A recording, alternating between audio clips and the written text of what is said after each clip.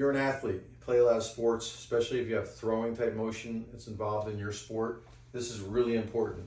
The shoulder can subluxate, misalign, only a few millimeters, and it affects the joint function. So if I look at Sean's shoulders, his right shoulder is a little bit lower than the left, so that humerus, this arm bone, is dropped down a little bit. Thank you, Billy. Sean, sit right here, buddy, facing that way.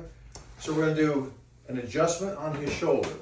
So I take the humerus, which is that upper arm, and I'm doing a quick impulse, just like that. So that just adjusted it.